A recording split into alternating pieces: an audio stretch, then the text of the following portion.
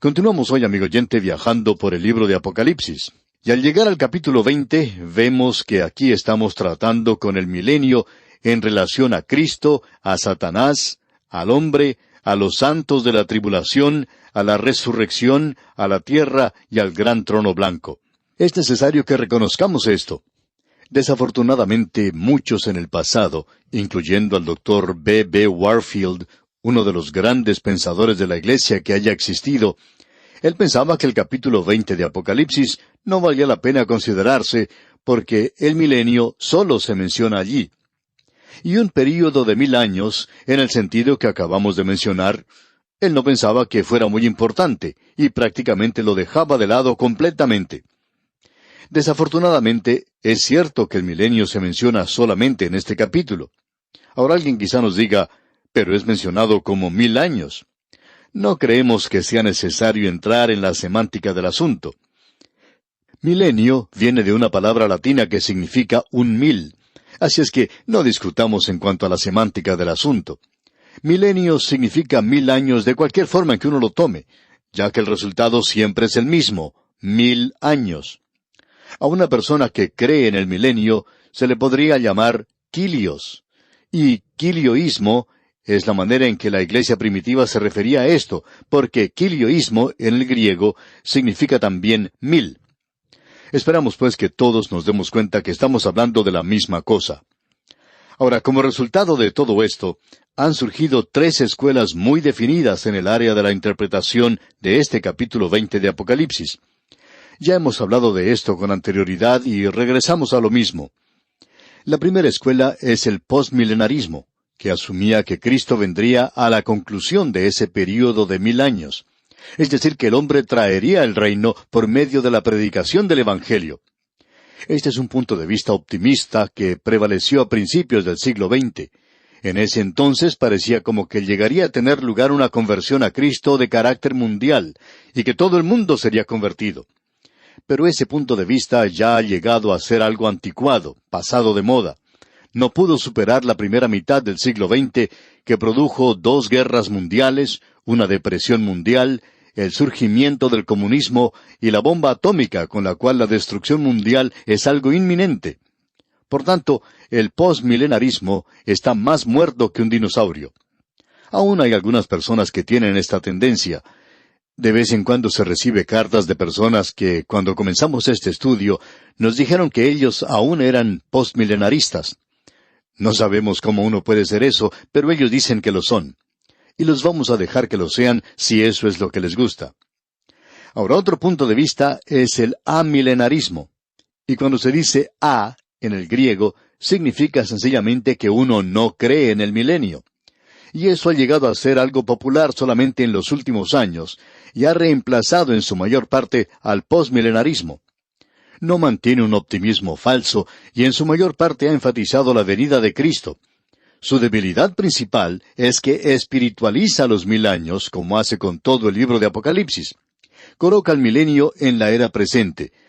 En realidad, la interpretación del Dr. Warfield de que el milenio se está desarrollando en el cielo mientras la tribulación tiene lugar aquí en la tierra, es algo raro porque creemos que en el cielo se mantendrá un milenio, no solo por 1000 años, sino de eternidad a eternidad. Nunca pues podemos aceptar eso, pero ese es un punto de vista, y ubica el milenio en la era presente. Y allí es donde se encuentran la mayoría de los amilenaristas, y todos los sucesos mencionados en Apocalipsis son ubicados en la historia, así como son colocados los pedazos en una colcha hecha con retazos de distintos colores y tamaños.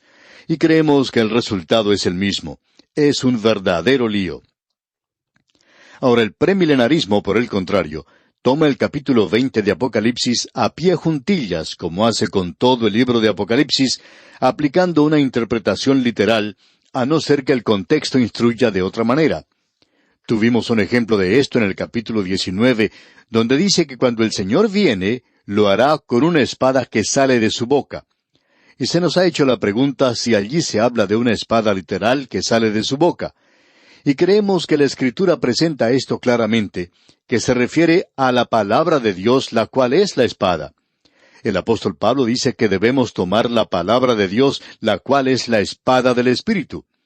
Ahora, con esa clase de instrucción, no vemos cómo podemos entender mal lo que él está diciendo. Es necesario tener una razón bíblica para la interpretación, y no creemos que uno pueda espiritualizar esto de ninguna manera. Y por supuesto, esa es la costumbre del día de hoy, ese es el método popular. Ahora debemos decir lo que creemos que es obvio. Somos premilenaristas y también que somos pretribulacionistas. La razón que tenemos para decir esto es que eso es lo que enseña el apóstol Juan aquí. Si usted no está de acuerdo con nosotros, todavía podemos continuar siendo amigos. Y si a usted le gusta estar equivocado, pues es cosa suya y no nuestra. No nos enojemos entonces ni perdamos tiempo en discusiones. Es suficiente con establecer nuestra posición. Bien, permítanos compartir algo que escribió el autor de estos estudios bíblicos, el Dr. J. Vernon McGee, hace tiempo, y que opinamos es muy importante. En primer lugar, decía que no puede haber un milenio hasta cuando Satanás se ha quitado de la escena terrenal, y creemos que eso es obvio. Uno no puede tener un estado ideal si Satanás anda suelto. En segundo lugar, la maldición del pecado debe ser quitada de la tierra física antes de que pueda establecerse el milenio. El desierto florecerá como una rosa. A nadie le gusta vivir en el desierto en el presente porque no está floreciendo como una rosa. En tercer lugar, la resurrección de los santos del Antiguo Testamento tiene que tener lugar al principio de los 1000 años. Daniel presentó esto de una manera muy clara ya en el capítulo 12 de su libro. Tiene lugar después de la tribulación.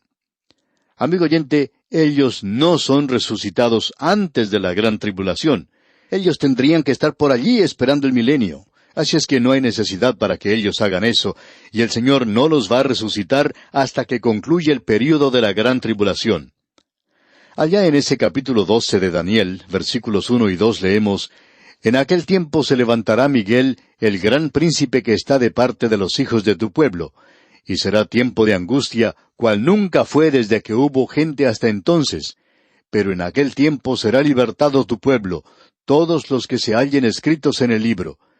Y muchos de los que duermen en el polvo de la tierra serán despertados, unos para vida eterna, y otros para vergüenza y confusión perpetua.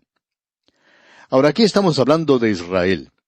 Así es que tenemos aquí el período de la gran tribulación y la resurrección de los santos del Antiguo Testamento. También tenemos la resurrección de los santos de la tribulación. Ya veremos esto más adelante. En realidad, solo es Cristo quien puede hacer resucitar a los muertos, así es que Él debe venir para este propósito. En cuarto lugar, los santos de la tribulación están incluidos en la resurrección de los santos del Antiguo Testamento. Ya llegaremos a ver esto también. Y ellos reinan con Cristo durante el milenio. Finalmente, el milenio es la prueba final del hombre bajo condiciones ideales. Y esta es la respuesta a aquellos que dicen que no hay nada malo en el hombre, que las circunstancias y las condiciones no puedan cambiar. El hombre es un pecador incurable, incorregible, y aún así, al fin del milenio, se encuentra aún en rebelión contra Dios. Y la rebelión en el corazón humano, en la naturaleza depravada del hombre, es imposible de llegar a comprender de parte de cualquier hombre hoy. Usted y yo no nos damos cuenta de lo terribles que somos como pecadores, amigo oyente. Si usted y yo nos pudiéramos ver a nosotros mismos como Dios nos ve, no podríamos soportarnos a nosotros mismos. Creemos que somos bastante buenos, ¿verdad? Y que somos gente bastante buena, por cierto. El milenio es la prueba final de la humanidad antes del comienzo del estado divino. El milenio es la respuesta de Dios a la oración, venga tu reino. Cuando usted se refiere al así llamado Padre Nuestro, lo cual es una oración que el Señor nunca hizo por sí mismo, porque dice allí, perdónanos nuestras deudas. Él nunca tuvo necesidad de hacer esa clase de oración, de eso estamos seguros. Pero cuando esta oración dice, venga tu reino, hágase tu voluntad como en el cielo, así también en la tierra, este reino del cual se está hablando es aquel que se establecerá en la tierra y es llamado el milenio. Ese es el reino que le fue prometido a David. Dios juró en cuanto a su establecimiento. Y hay muchas escrituras que hacen referencia a esto, pero no las vamos a mencionar ahora. Este es pues el reino que fue profetizado en los Salmos y en los libros de los profetas. Todos los profetas hablaron de este reino, y ninguno de ellos dejó de hacerlo, tanto los profetas mayores como los menores. Estas son unas pocas de las muchas escrituras que podríamos presentar. En realidad, el reino teocrático era el tema de todos los profetas del Antiguo Testamento. Este es el reino teocrático que viene sobre esta tierra. Bien, veamos ahora qué es lo que nos dice este texto del capítulo 20 de Apocalipsis, y vamos a leer los primeros 3 versículos.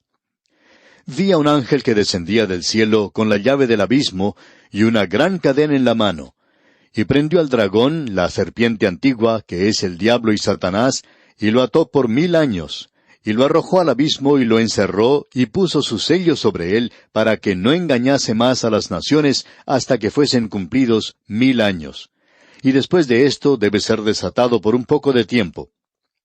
Usted habrá notado que aquí se menciona 2 veces la expresión 1000 años en estos 3 primeros versículos. Se menciona 6 veces en este capítulo 20. Y hay quienes les gusta decir, bueno, después de todo, el milenio solo se menciona en un capítulo. Sí, pero Dios lo menciona 6 veces. ¿Cuántas veces tienen que mencionarlo Él para que sea cierto? Él lo menciona aquí más de lo que menciona algunas de las otras cosas que la gente enfatiza y piensan que son de importancia porque se mencionan 1 o 2 veces en las Escrituras. Y aquí tenemos esta expresión mencionada 6 veces. Así es como se menciona los 1000 años, y siempre en esta relación. Aquí lo tenemos en relación al diablo y Satanás, y esperamos que no nos entienda mal, amigo oyente, en cuanto a quién es Él. Él es arrojado al abismo, y de esto ya hablamos anteriormente. Ahora hay algunos expositores bíblicos que separan esta sección del milenio, es decir, que lo están clasificando como la escena final del día de la ira. Este punto de vista le quita impacto a la aguda distinción que existirá en la tierra cuando sea quitado Satanás. La diferencia que esto hará. Él se encuentra encarcelado y ausente de la tierra, y eso cambia las condiciones de las tinieblas a la luz. Él es el Dios de esta edad, el príncipe de la potestad del aire, y su poder e influencia en el mundo es enorme. Es más allá de lo que puedan analizar las grandes computadoras. Su salida, pues, abre el camino al milenio. Si Él está suelto, entonces no puede haber un milenio. Así es que, amigo oyente, si nosotros vemos el milenio con relación a Satanás, Él tiene que ser quitado de la escena terrenal. Los hombres hablan hoy de traer paz a la tierra, y en cuanto a producir prosperidad y cosas por el estilo. Y esto finalmente será encabezado por el Anticristo, y él no será capaz de lograr esto, aunque por un corto período de tiempo parezca que lo va a hacer. Pero, amigo oyente, mientras Satanás esté suelto en el mundo, uno no puede tener una utopía. No se puede tener aquí una situación ideal con Satanás suelto. Aquí es reducido el poder de Satanás, ya que un ángel ordinario, común, se convierte en su carcelero y lo lleva cautivo. Ahora notemos que él es colocado en el abismo. Este no es el lago de fuego, esto lo veremos más adelante. Después de esto, él debe ser liberado por un corto tiempo. Aquí es donde tenemos un problema, y un verdadero problema. ¿Por qué es liberado después que Dios le ha encadenado y arrojado al abismo? Bueno, el doctor Lewis Perry Chafer ha dado una respuesta cuando se le preguntó por qué Dios había soltado a Satanás después de haberle tenido cautivo. Y su respuesta creemos que tiene mucho significado. Él dijo, si usted me dice a mí, ¿por qué Dios le dejó libre en el primer lugar? Entonces yo le diré por qué Dios le dejó libre en el segundo lugar. Bueno, esa es la respuesta. ¿Por qué le dejó Dios libre? Bueno, Dios tiene un propósito detrás de todo esto, y ese es el gran problema del mal. ¿Por qué lo ha permitido Dios? Nosotros creemos que Dios está obrando un programa tremendo, y que este es el misterio de Dios que aún tiene que ser revelado a nosotros, y nos será revelado algún día. Todo lo que Él nos pide a usted y a mí es que andemos por fe. Confíe en Dios, confíe hoy que Él está obrando correctamente. El autor de estos estudios bíblicos, el Dr. J. Vernon McGee, contaba lo siguiente. Decía él, recordaba que mi papá me llevó en un viaje en un carro tirado por un caballo cuando yo era pequeño. De pronto se desató una tormenta y yo tenía mucho miedo.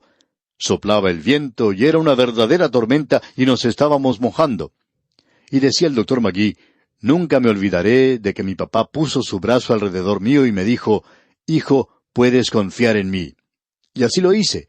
Me acerqué a mi papá, decía él, y confié en él. y salimos de esa tormenta. Ahora decía él, mi padre terrenal se ha ido. Murió cuando yo tenía solo 14 años. Y no he tenido un padre terrenal por mucho tiempo, pero he tenido un Padre celestial por muchos años. Y así es que, a través de las tormentas de esta vida y con todos los problemas que se han presentado, he tenido en quien confiar. Pero amigo oyente, no tenemos la respuesta para darle a usted en cuanto a esto, aunque nos gustaría tenerla. Hace tiempo se publicó un libro que trataba del problema del mal, y cuando uno termina la lectura de este libro, aún existe el problema del mal. Ese libro no lo soluciona. Y el autor de este libro utilizó unas 200 páginas para decir lo que nosotros vamos a decir en una sola frase. No sabemos la respuesta al problema del mal. Y él tampoco la sabía, pero tendremos la respuesta algún día si andamos por fe. Ahora Dios encarceló a Satanás por 1000 años. No hubiera podido tener un milenio sin haber hecho eso. Y luego tenemos aquí que los santos de la tribulación reinan con Cristo por 1000 años. El versículo 4 de este capítulo 20 de Apocalipsis nos dice, «Y vi tronos, y se sentaron sobre ellos los que recibieron facultad de juzgar, y vi las almas de los decapitados por causa del testimonio de Jesús y por la palabra de Dios, los que no habían adorado a la bestia ni a su imagen, y que no recibieron la marca en sus frentes ni en sus manos, y vivieron y reinaron con Cristo 1000 años». Estos santos de la tribulación fueron resucitados. Los santos de la tribulación hacen un cambio muy interesante, 3 años y medio por 1000 años. Y nosotros diríamos que están haciendo algo muy bueno, porque esos 3 años y medio fueron algo realmente terrible. Ahora el versículo 5 de este capítulo 20 de Apocalipsis nos dice, «Pero los otros muertos no volvieron a vivir hasta que se cumplieron 1000 años. Esta es la primera resurrección». Note usted, esta es la primera resurrección. En caso de que usted piense que esta no es la resurrección de los salvados, él le informa que la primera resurrección incluye a la iglesia. Deberíamos decir que, en primer lugar, Cristo fue resucitado. Luego, la iglesia es resucitada. Luego, los santos del Antiguo Testamento y entonces los santos de la tribulación. Todo esto constituye la primera resurrección. Y esa es la resurrección de los salvos. Y la resurrección de los perdidos es una resurrección completamente separada. Ya veremos esto cuando nos toque estudiarlo. Nuevamente queremos decir que es una idea un tanto ingenua el pensar que de una forma u otra el mundo va a llegar a su fin, que Cristo vendrá y es algo sencillo. Los muertos son resucitados y Él coloca a los buenos de un lado y los malos del otro, y entonces entrarán a la eternidad y eso es todo. Amigo oyente, Dios tiene un programa. Él sigue un programa ya establecido. Él lo ha hecho ya en el pasado y actúa de manera inteligente. Bien, amigo oyente, vamos a detenernos aquí por hoy. Vamos a tener que esperar, Dios mediante, hasta nuestro próximo programa para entrar en esto, y vemos que estamos en una sección de las Escrituras muy importante. Que Dios le bendiga es nuestra más ferviente oración.